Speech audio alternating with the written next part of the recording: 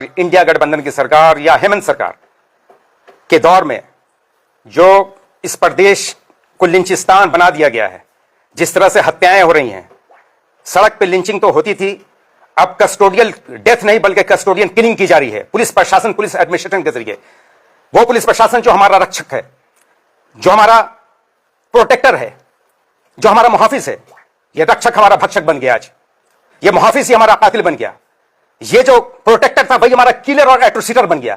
हम कहां जाएं इंसाफ के लिए, न्याय के लिए? और ये यूपीए सरकार, हेमंत सोरेन साहब की सरकार, मुसलमानों, दलितों, आदिवासियों के वोटों से, ना कि किसी और से, लेकिन इनकी जो निष्क्रियता है, उदासीनता है, विवेकहीनता है, कॉन्शंसलेस है, संवेदनहीनता है, इसको दृष्टिगत रखते हुए हमको यह कहने पर मजबूर होना पड़ रहा है आज कि यह सरकार जो हेमंत सोरेन की सरकार है, वो अंधों की सरकार है, बहरों की सरकार है, गुंडों की सरकार है, गूंगों की है, लंगड़ों की है, लूल्हों की है, शोबदाबाजों की है, डकैतों की है, अपराधियों की है, हत्यारों की सरकार है। और यही नहीं, बल्कि मुझे यह कह लेना भी अतिशयोक्ति नहीं होगी, यह ओवर स्टेटमेंट नहीं होगा, यह एग्जैजरेशन नहीं होगा, यह मुबालगा आराई नहीं होगी अगर हम इस सरकार को कहें कि इस सरकार में इतनी निर्ममता, इतनी निर्दयता, इतनी निष्क्रियता जो बढ़ती जा रही है, और विशेष रूप से पिछड़ों, आदिवासियों, दलितों और खासकर मुसलमानों के प्रति आज सैकड़ों मॉब लिंचिंग हो गई। 1 दर्जन से ज्यादा पुलिस स्टेशन में पुलिस प्रशासन के जरिए हमारी हत्याएं की गई। इल्जाम हम पे क्या लगते हैं? मॉब लिंचिंग रोड पे हो रही है, आप देख रहे हैं। विगत 6 जून शुक्रवार की घटना, इसने पूरे झारखंड वासियों को, जो सेकुलर जहन के हैं, जो दलित है, आदिवासी और विशेष रूप से मुसलमान और ये शहर, रांची शहर के लोग, इस घटना ने तमाम लोगों को विचलित कर दिया है। अभी हम लोग उनके घर पे गए थे। एक इसमें टाटाडोली का लड़का जो अब्दुल जब्बार जिसका नाम है, एक शोएब अख्तर और एक एमन खान निहायत ही जीनियस छात्र अपने छात्र जीवन में, सारे टीनेजर हैं, सब अनमैरिड हैं। हम खून के आंसू हम लोगों को रोना पड़ा जब एमन के घर गए। उसके फादर 2.5 वर्षों से पैरालाइज्ड हैं, पैरालिसिस के शिकार हैं। एक मात्र बच्चा, 3 बहनें उसकी, 2 भाई जिसमें इंक्लूडिंग एमन खान। 12,000 सैलरी है। मां अंबे फूड प्राइवेट लिमिटेड में जॉब करता है। वो लोग लंच के बाद, पब्लिक प्लेस है, सब लोग आते हैं वहां पे, ये लोग भी बैठे जाके उनकी रेकी की जा रही थी। जिस तरह से घटनाएं हुई हैं वो प्री प्लान्ड है, सुनियोजित तरीके से है। चूंकि उन बच्चों ने बताया कि जब हम भाग रहे थे तो जिधर भाग रहे थे उधर एक भीड़ हमको घेर ले रही थी और लाठी डंडों से हम पे वार किया जा रहा था। ये शोएब अख्तर, उस बेचारों को पोल से बांध दिया गया और एक बड़ा पत्थर उसके सर पे मारने ही वाले थे कि फैक्ट्री में इंफॉर्मेशन मिल गई। फैक्ट्री के 15-16 लोग कर्मचारी आए, उन लोगों ने बचाया, बीच बचाव किया। अगर वो नहीं होते, वो कर्मचारी नहीं होते, तो उन बच्चों की हत्याएं निश्चित रूप से हत्याएं होती। और अब आज हम लोग पुलिस स्टेशन भी गए थे। पुलिस स्टेशन गए थे तो वहां पे थाना प्रभारी से जो बात हुई, उन्होंने एक्सेप्ट किया कि प्राइमा फेसी, प्रथम दृष्टया ये लोग निर्दोष हैं। जिन लोगों ने हमला किया, जो अटैकर हैं, वो यकीनन अपराधी हैं। मैं कहता हूं कि गाय चोरी का इल्जाम लगाया जा रहा है। वहां पे एक संतोष यादव और एक लवकुश यादव, 1.5 साल पहले भी इन लोगों ने घटना को अंजाम दिया है। और अभी चंद महीनों पहले भी आपने देखा कि कुछ आदिवासी भाइयों की हत्या कर दी गई उन्हीं लोगों के जरिए। मैं कहता हूं कि गाय चोरी करके ये लोग जॉब करने वाले लड़के थे। अगर गाय चोरी करके ले जा रहे थे तो मैं उन हरामजादों से, इन नाजायज औलादों से पूछना चाहता हूं जिन लोगों ने हमला किया, कि वो जमीन खा गई उन गायों को या हवाएं उड़ा के ले गई उनको आसमान में? कहां है ये? और ये सरकार कब तक चुप रहेगी? अभी मैं एक यूरोपियन लेडी की मोटिवेशनल लाइन सुन रहा था इंसान के बारे में, मैन के बारे में। इंसान क्या है उन्होंने कहा, और वो इस हेमंत सरकार के तमाम मंत्रियों, विधायकों और खुद हेमंत सोरेन पे सार्थक आती है।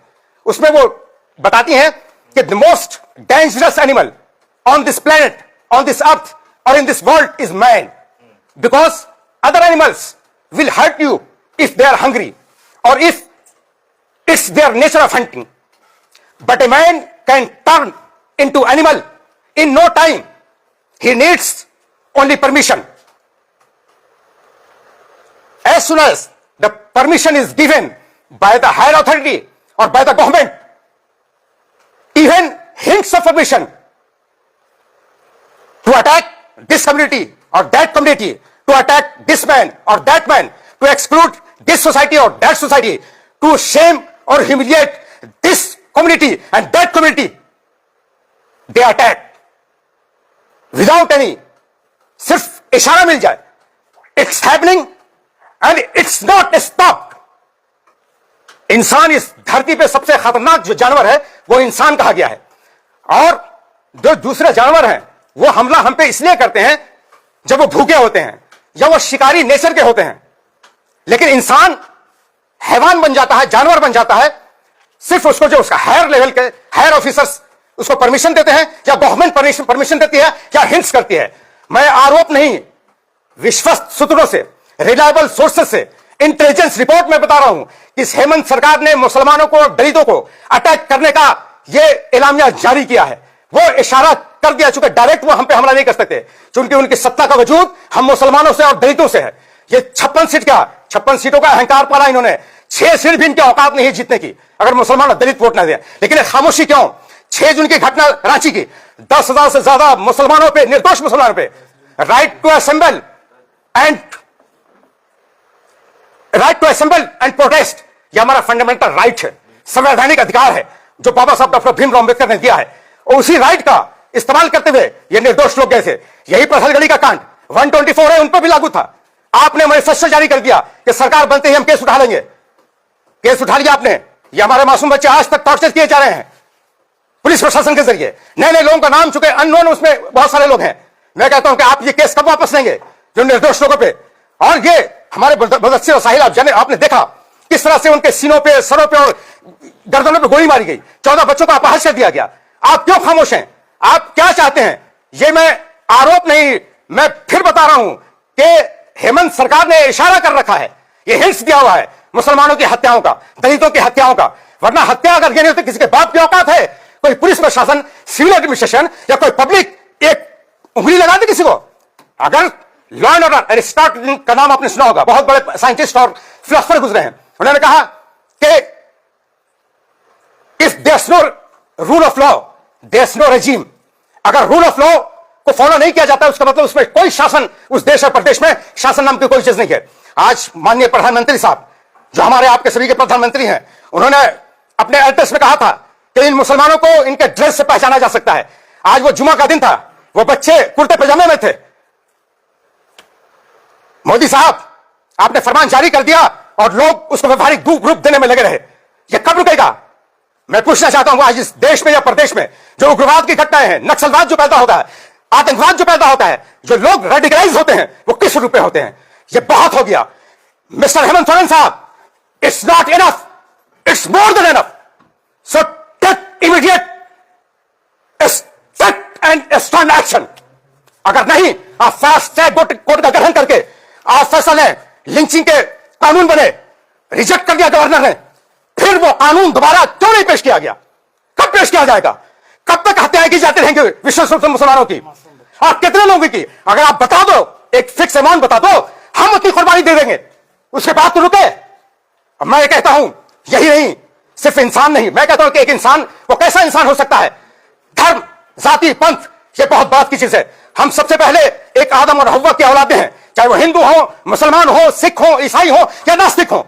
मैं कहता हूं कि एक इंसान दूसरे इंसान की मौत पे इतना खामोश, इतना निष्क्रिय, इतना उदासीन, इतना विवेकहीन, इतना कॉन्शियसनेस कैसे हो सकता है? और हम जानते हैं कि देश और प्रदेश का जो शासक होता है वो गार्जियन, पिता का रूप होता है. पिता का रूप होता है. कौन ऐसा पिता है, निर्दयी पिता भी, जो अपने बच्चों की इस तरह से हत्याओं पे खामोश हो? मैं तो कहता हूं कि ये हेमंत सरकार अंधे, बहरे, गूंगे, लंगड़े, लूहों की सरकार नहीं है, हत्यारों की सरकार नहीं है, बल्कि मैं तो कहूंगा कि यह वहशी जंगली जानवरों की सरकार है. अब मैं कहता हूं कि इससे भी ऊपर है, क्योंकि जानवरों, जंगली वहशी जानवरों के पास भी संवेदनाएं होती है अपने बच्चों के लिए. इस हेमंत सरकार के पास वो संवेदना भी नहीं है जो जानवरों, वहशी जानवरों के अंदर संवेदना होती है. मैं पूछना चाहता हूं, कितनी कुर्बानियां चाहिए? आप बताओ लिमिट. हम वो कुर्बानी पेश करेंगे इंशाअल्लाह रहमान, लेकिन हमारे बच्चे चैन से जी तो सके. और मैं आह्वान करता हूं, ये खामोशी हमारे सीधे आने के मर्जी फरमा के जो कौमें जुल्म, जबर, तशद्दुद, बर्बरियत, अत्याचार और नाइंसाफी पे खामोश रहती हैं, वो कौम लाशें उठाती है. और हमारी कौम इस जुल्म, जबर, तशद्दुद पर खामोश है, इसलिए हम आज लाशें उठा रहे हैं. मैं आह्वान करता हूं तमाम दलितों से, आदिवासियों से और विशेष रूप से अपने मुस्लिम भाइयों से, तमाम झारखंड के, क्या मुसलमानों, अगर तुम्हारी माओ ने तुम्हें जिंदा जन्म दिया है और जिंदा हो और तुम चाहते हो कि तुम्हारी मौजूदा और आने वाली नस्लें जिंदा रहे, भय मुक्त वातावरण में अपनी जिंदगी गुजार सके, तो उठो।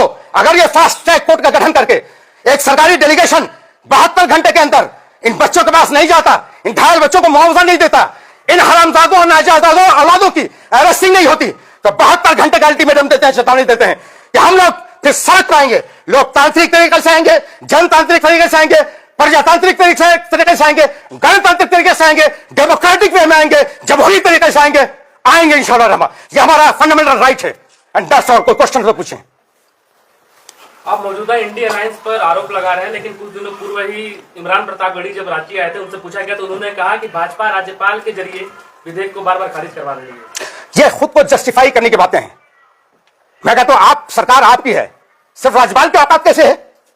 वो रिजेक्ट करते कानून को, उसने संशोधन करेक्शन के लिए भेजा है, आपने करेक्शन करके भेजा। अगर करेक्शन करके भेजा होता तो इमरान प्रतापगढ़ी की बात सार्थक होती, हम मानते। लेकिन ये खुद आईवाश है, लोगों को अंधेरे में डालना है, और इसे खुद को जस्टिफाई करने वाली बात है और कुछ नहीं है। अभी तो कहा जा रहा है कि जिस मामले की बात हो रही है इसमें FIR तक नहीं लिया गया दूसरी तरफ से, क्या कहेंगे इस पे? आज हम लोग थाने गए थे, FIR दर्ज हो चुकी है।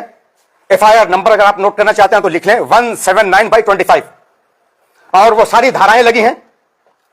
हम लोगों ने बात की, जो इंस्पेक्टर के चार्ज में भी हैं, जो थाना प्रभारी हैं, मनोज कुमार जी गालिबन हैं, तो हम लोगों ने एप्लीकेशन की कॉपी भी मांगी, FIR की कॉपी मांगी, कौन कौन सा सेक्शन लगाया आपने। तो उन्होंने कहा कि जब तक कोर्ट में एप्लीकेशन नहीं चली जाती तब तक हम लोग स्ट्रिक्टली प्रोहिबिटेड है, हम नहीं दे सकते हैं। तो हमने कहा कि आप दिखा तो सकते हैं टेबल पे। तो उन्होंने दिखाया, उसमें सारी धाराएं लगी हैं, मॉब लिंचिंग की धारा भी है और अटेम्प्ट टू मर्डर की भी धाराएं लगी हैं। और उन्होंने आश्वासन दिया है कि अरेस्टिंग, हम लोगों ने डिमांड किया था कि आज आप अरेस्टिंग कीजिए, अरेस्टिंग कल ही हो जानी चाहिए थी, क्योंकि आपके थाने में आके भी उन लोगों ने धमकी दी है, पुलिस वैन से भी खींच के बच्चों को टॉर्चर किया गया है। आपके सीसीटीवी कैमरा मौजूद है और वो गवाह है कि यहां भी आके कानून को अपने हाथ में लेने की धमकी दी उन्होंने, यहां हम लेंगे, क्या करेंगे, क्या कर लेंगे। इसके थ्रेट के बावजूद भी पुलिस प्रशासन को थ्रेट करके पुलिस परिसर में जा रहा है, उसके बाद भी आपने अरेस्टिंग नहीं की।